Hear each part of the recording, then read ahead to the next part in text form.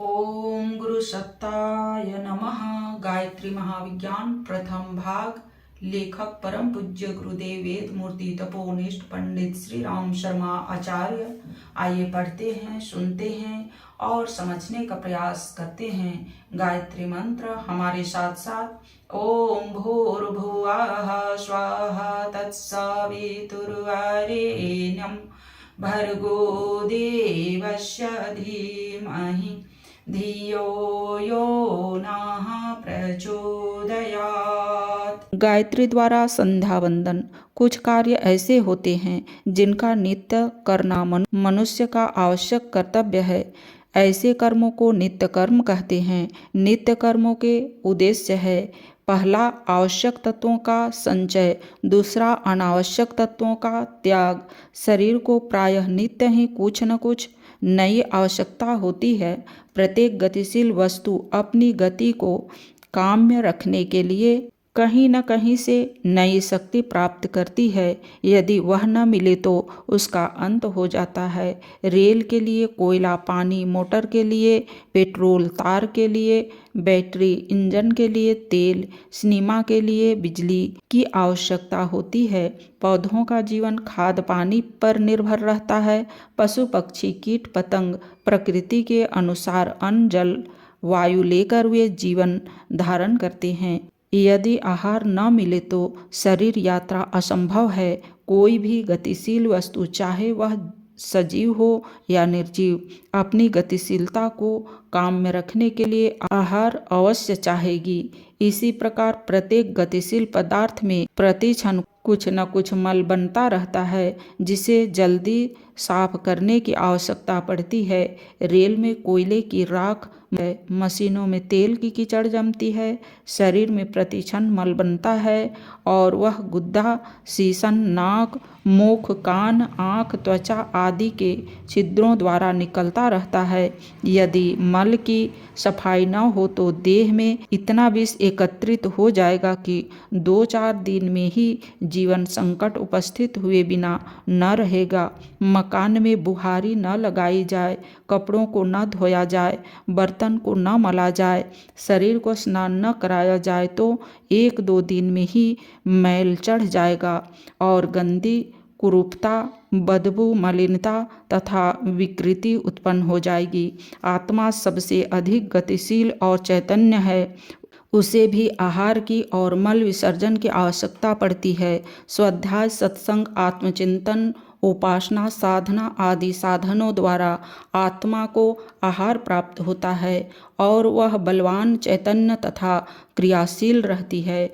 जो लोग इन आहारों से अपने अंतःकरण को वंचित रखते हैं और सांसारिक झंझटों में ही हर घड़ी लगे रहते हैं, उनका शरीर चाहे कितना ही मोटा हो, धन दौलत कितना ही जमा क्यों न हो जाए, पर आत्मा भूली ही रहती है।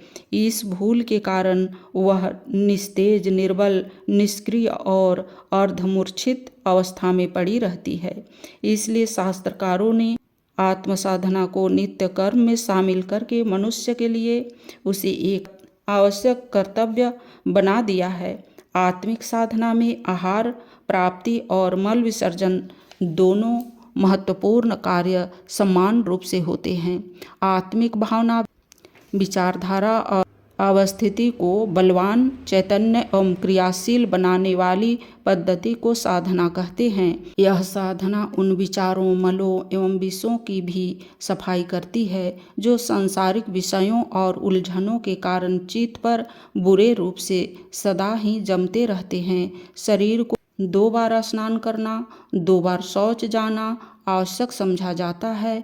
आत्मा के लिए भी यह क्रियाएं होनी आवश्यक है।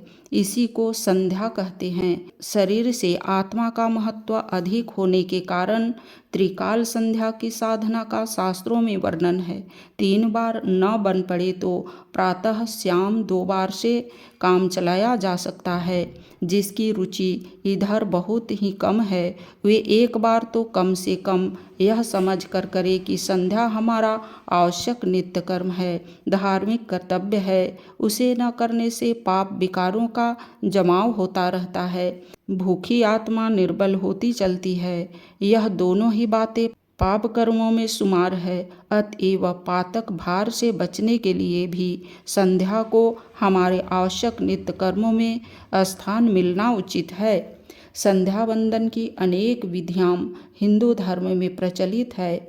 उनमें सबसे सरल, सुगम, सीधी एवं अत्यधिक प्रभावशाली उपासना गायत्री मंत्र द्वारा होने वाली ब्रह्म संध्या है। इसमें केवल एक ही गायत्री मंत्र याद करना होता है। अन्य संध्या विधियों की भांति अनेक मंत्र याद करने और अनेक प्रकार के विधि विधान याद रखने की आवश्यकता नहीं पड़ती। सूर्योदय या सूर्यास्त समय को संध्या काल कहते हैं। यही समय संध्या वंदन का है। सुविधा अनुसार इसमें थोड़ा आगे पीछे भी कर सकते हैं। त्रिकाल संध्या करने वालों के लिए तीसरा समय मध्याह्न काल का है। नित्य कर्म से निवृत्त होकर शरीर को स्वच्छ करके संध्या पर बैठना चाहिए। उस समय देह पर कम से कम वस्त्र होने चाहिए। खुली हवा का एकांत स्थान मिल सके तो सबसे अच्छा, अन्यथा घर का ऐसा भाग तो चुनना चाहिए जहाँ कम खटपट और शुद्धता रहती हो। कूस का आसन, चटाई, टाट या चौकी बिछाकर पालथी मारकर मेरुदंड सीधा रखते हुए संध्या के लिए बैठना चाहिए। प्रातःकाल पूर्व की ओर, शाम काल को पश्चिम की ओर मुख करके बैठना चाहिए। पास में जल से भरा पात्र रख लेना चाहिए। संध्या के 5 कर्म हैं, उनका वर्णन नीचे लिखा जाता है। पहला, आचमन। जल से भरे हुए पात्र में से दाहिने हाथ की हथेली पर जल लेकर उसका 3 बार आचमन करना चाहिए। दाएं हाथ से पात्र को उठाकर हथेली में थोड़ा सा गड्ढा करके उसमें जल भरें और गायत्री मंत्र पढ़ें। मंत्र पूरा होने पर उस जल को पी लें। तीसरी बार इसी प्रकार करें। 3 बार आचमन करने के उपरांत दाहिने हाथ को पानी से धो डालें। कंधे पर रखे हुए अंगोछे से हाथ मुंह पोंछ लें, जिससे हथेली, होठ और मुंह आदि पर आचमन किए जाने का अंश लगा न रह जावे। आचमन त्रिगुणमयी माता की विविध शक्तियों को अपने अंदर धारण करने के लिए है। प्रथम आचमन के साथ सतोगुनी विश्वव्यापी सूक्ष्म शक्ति ह्रीम का ध्यान करते हैं और भावना करते हैं कि विद्युत सरीखी सूक्ष्म नील किरणें मेरे मंत्रोच्चारण के साथ साथ सब ओर से इस जल में प्रवेश कर रही है और यह उस शक्ति से ओतप्रोत हो रहा है। आचमन करने के साथ में सम्मिलित सब शक्तियाँ अपने अंदर प्रवेश करने की भावना रखनी चाहिए कि मेरी अंदर सतोगुणी का पर्याप्त मात्रा में प्रवेश हुआ है। इसी प्रकार दूसरे आचमन के साथ रजोगुनी श्रीम शक्ति की पीत वर्ण किरणों को जल में आकर्षित होने और आचमन में सतोगुनी क्लीम भावना की रक्त वर्ण शक्तियों को अपने में धारण होने का भाव जागृत होना चाहिए। जैसे बालक माता का दूध पीकर उसके गुणों और शक्तियों को अपने में धारण करता है और परिपुष्ट होता है, उसी प्रकार साधक मंत्र बल से आचमन के जल को गायत्री माता के दूध के समान बना लेता है और उसका पान करके अपने आत्मबल को बढ़ाता है। इस आचमन से उसे त्रिविध ह्रीम श्रीम क्लीम की शक्ति से युक्त आत्मबल मिलता है। तदनुसार उसको आत्मिक पवित्रता, सांसारिक समृद्धि को सुदृढ़ बनाने वाली शक्ति प्राप्त होती है। दूसरा, शिखावंदन। आचमन के पश्चात शिखा को जल से गीला करके उसमें ऐसी गांठ लगानी चाहिए जो सिरा नीचे से खुला जाए। इसे आधी गांठ कहते हैं। गांठ लगाते समय गायत्री मंत्र का उच्चारण करते जाना चाहिए। शिखा मस्तिष्क के केंद्र बिंदु पर स्थापित है।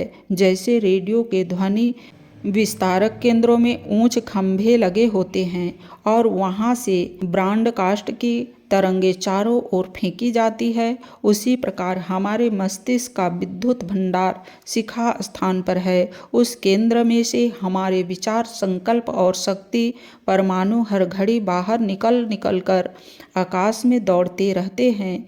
इस प्रवाह से शक्ति का अनावश्यक व्यय होता है और अपना कोष घटता है। इसका प्रतिरोध करने के लिए शिखा में गांठ लगा देते हैं। सदा गांठ लगाए रहने से अपनी मानसिक शक्तियों का बहुत सा अपव्यय बच जाता है। संध्या करते समय विशेष रूप से गांठ लगाने का प्रयोजन यह है कि रात्रि को सोते समय यह गांठ प्रायः शिथिल हो जाती है या खुल जाती है। फिर स्नान करते समय केश शुद्धि के लिए शिखा को खोलना पड़ता है। संध्या करते समय अनेक सूक्ष्म तत्व आकर्षित होकर अपने अंदर स्थिर होते हैं। वे सब मस्तिष्क केंद्र से निकलकर बाहर न उड़ जाए और कहीं अपने को साधना के लाभ से वंचित न रहना पड़े, इसलिए शिखा में गांठ लगा दी जाती है। फुटबॉल के भीतर की रबड़ में हवा भरने की एक नली होती है। इसमें गांठ लगा देने से भीतर भरी हुई वायु बाहर नहीं निकल पाती। साइकिल के पहियों में भरी हुई हवा को रोकने के लिए भी एक छोटी सी बॉल ट्यूब नामक रबड़ की नली लगी होती है, जिसमें होकर हवा भीतर तो जा सकती है, बाहर नहीं आ सकती है। गांठ लगी हुई शिखा से भी यही प्रयोजन पूरा होता है। वह बाहर के विचार और शक्ति समूह को ग्रहण करती है, भीतर के तत्वों का अनावश्यक व्यय नहीं होने देती। आचमन से पूर्व शिखा बंधन इसलिए नहीं होता क्योंकि उस समय त्रिविध शक्ति का आकर्षण जहाँ जल द्वारा होता है वह मस्तिष्क के मध्य केंद्र द्वारा भी होता है। इस प्रकार शिखा खुली रहने से दोहरा लाभ होता है। तत्पश्चात उसे बांध दिया जाता है। तीसरा, प्राणायाम।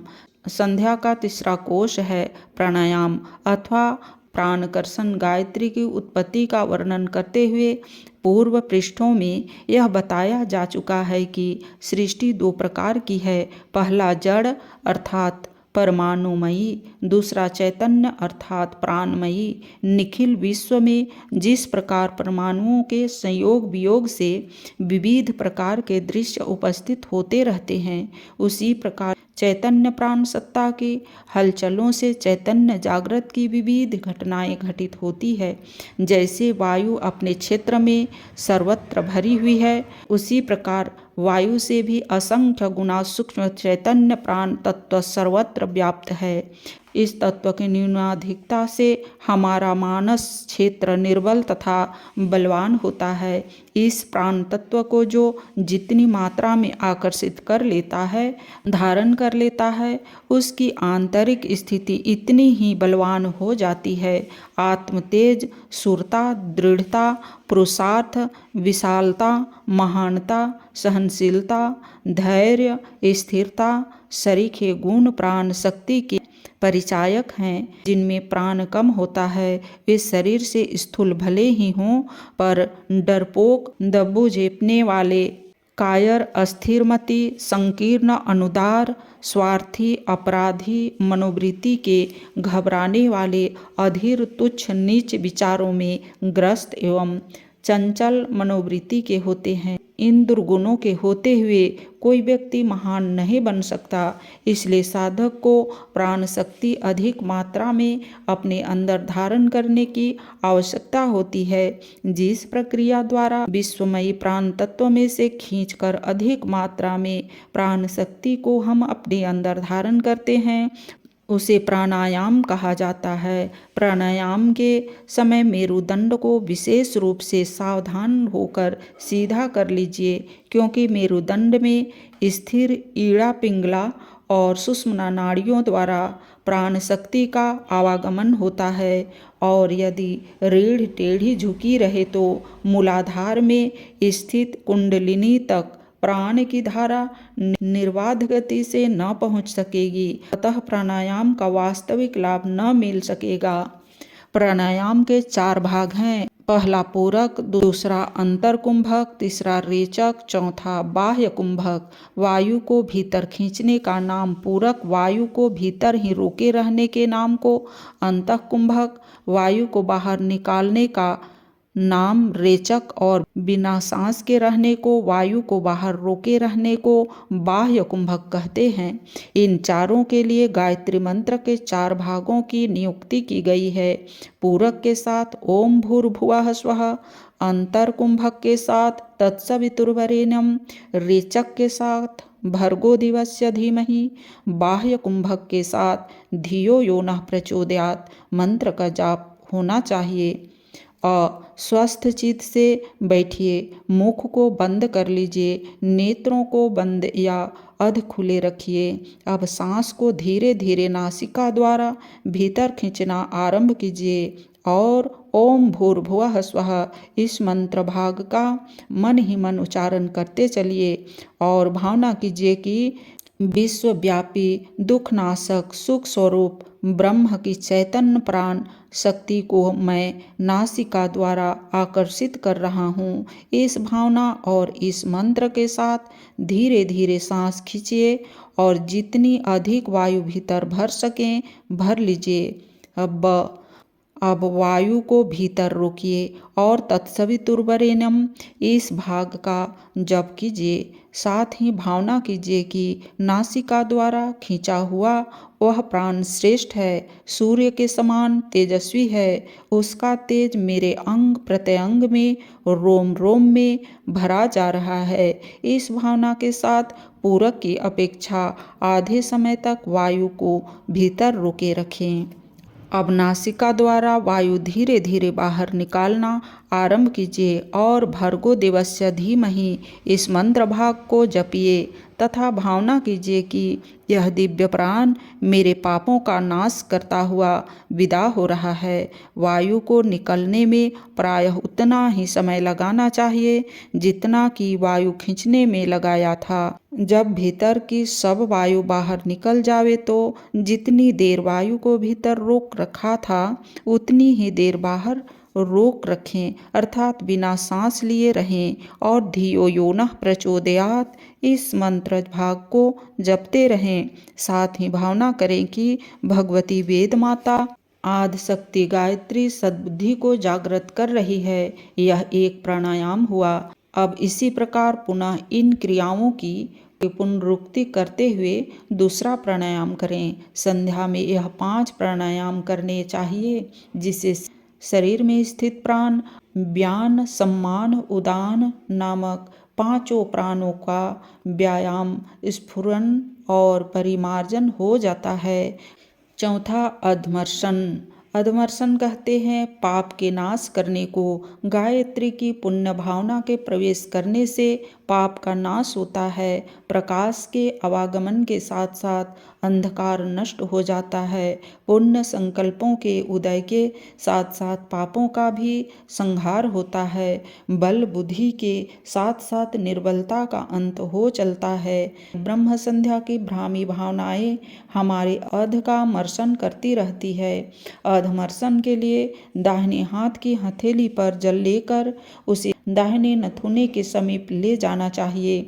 समीप का अर्थ है 6 अंगुल दूर। बाएं हाथ के अंगूठे से बायां नाथुना बंद कर लें और दाहिने नाथुने से धीरे धीरे सांस खींचना आरंभ करें। सांस खींचते समय ऐसी भावना करें कि गायत्री माता का पुण्य प्रतीक यह जल अपनी दिव्य शक्तियों सहित पाप का संहार करने के लिए सांस के साथ मेरे अंदर प्रवेश कर रहा है और भीतर से पापों का, मलों का, विकारों का संहार कर रहा है। जब पूरी सांस खींच चुके तो बायां नथुना खोल दें और दाहिना नथुना अंगूठे से बंद रखें और सांस बाहर निकालना आरंभ करें। दाहिनी हथेली पर रखे हुए जल को अब बाएं नथुने के सामने करें और भावना करें कि नष्ट हुए पापों की लाशों का समूह सांस के साथ बाहर निकलकर इस जल में गिर रहा है। जब सांस पूरी तरह बाहर निकल जाए तो उस जल को बिना देखे घृणापूर्वक बाईं ओर पटक देना चाहिए। अधमर्शन क्रिया से जल को हथेली से भरते समय ओम भूर्भुवः स्वः, दाहिने नथुने से सांस खींचते समय तत्सवितुर्वरेण्यम, इतना मंत्र भाग जपना चाहिए। और बाएं नथुने से सांस छोड़ते समय भर्गो दिवस्य धीमहि और जल पटकते समय धियो यो नः प्रचोदयात्, इस मंत्र का उच्चारण करना चाहिए। यह क्रिया 3 बार करनी चाहिए, जिससे काया के, प्राण के, मन के त्रिविध पापों का संहार हो सके। 5वां न्यास। न्यास कहते हैं धारण करने को। अंग प्रत्यंगों से गायत्री की शतोगुनी शक्ति को धारण करने, स्थापित करने, भरने, ओत प्रोत करने के लिए न्यास किया जाता है। गायत्री के प्रत्येक शब्द का महत्वपूर्ण मर्मस्थलों से घनिष्ठ संबंध है। जैसे सितार के अमुक भाग में अमुक आघात के साथ अंगुली का आघात लगने से अमुक ध्वनि के स्वर निकलते हैं, उसी प्रकार शरीर वीणा को संध्या से उंगलियों के सहारे दिव्य भाव के झंकृत किया जाता है। ऐसा माना जाता है कि स्वभावतः अपवित्र रहने वाले शरीर से दैवी सानिध्य ठीक प्रकार से नहीं हो सकता, इसलिए उसके प्रमुख स्थानों में दैवी पवित्रता स्थापित करके उसमें इतनी मात्रा दैवी तत्वों की स्थापित कर ली जाती है कि वह दैवी साधना का अधिकारी बन जावे। न्यास के लिए भिन्न भिन्न उपासना विधियों से अलग अलग विधान है कि किन उंगलियों को काम में लाया जाए। गायत्री की ब्रह्म संध्या में अंगूठा और अनामिका उंगली का प्रयोग प्रयोजनीय ठहराया गया है।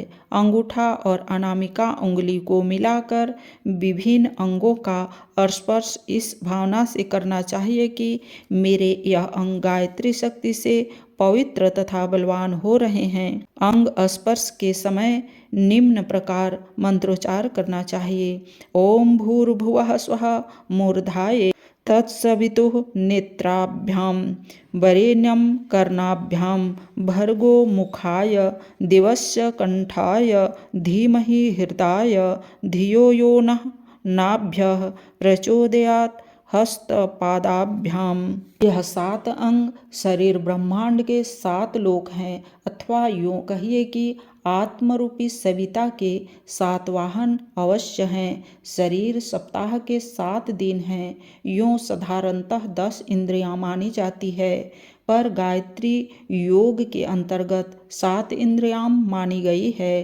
पहला मूर्धा मस्तिष्क मन, दूसरा नेत्र, तीसरा कर्ण, चौथा वाणी और रसना, 5वां हृदय अंतःकरण, 6ठा नाभि जनेन्द्रियां, 7वां कर्मेंद्रियां हाथ पैर। इन 7 में अपवित्रता न रहे, इनके द्वारा कुमार्ग को न अपनाया जाए, अविवेकपूर्ण आचरण न हो, इस प्रतिरोध के लिए न्यास किया जाता है। इन 7 अंगों में भगवती की 7 शक्तियां निवास करती है। उन्हें उपयुक्त न्यास द्वारा जागृत किया जाता है। जागृत हुई मातृकाएं अपने अपने स्थान की रक्षा करती है, अवांछनीय तत्वों का संहार करती है। इस प्रकार साधक का अंतः प्रदेश ब्राह्मी शक्ति का सुदृढ़ दुर्ग बन जाता है। इन पंचकोशों का विनियोग करने के पश्चात आचमन, शिखाबंधन, प्राणायाम, अधमर्षण, न्यास से निवृत्त होने के पश्चात गायत्री का जप ध्यान करना चाहिए। संध्या तथा जप में मंत्रोच्चार इस प्रकार करना चाहिए कि होंठ हिलते रहें, शब्दोच्चारण होता रहे, पर निकट बैठा व्यक्ति उसे सुन न सके।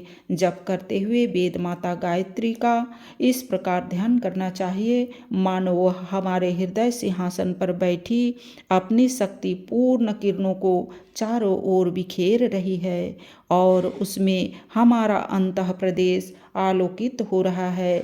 उस समय नेत्र अर्धोन्मिलित या मंद रहे।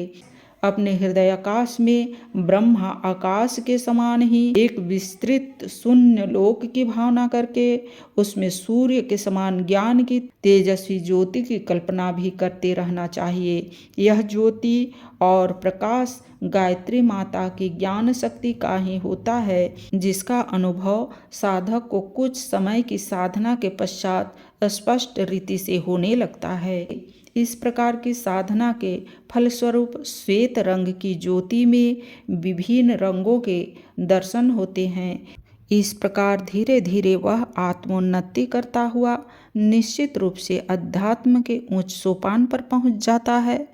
आज के वीडियो में इतना ही। अगले वीडियो में गायत्री का सर्वश्रेष्ठ एवं सर्वसुलभ ध्यान के बारे में पढ़ेंगे और समझेंगे। लाइक, सब्सक्राइब और शेयर करें। धन्यवाद। ओम शांति।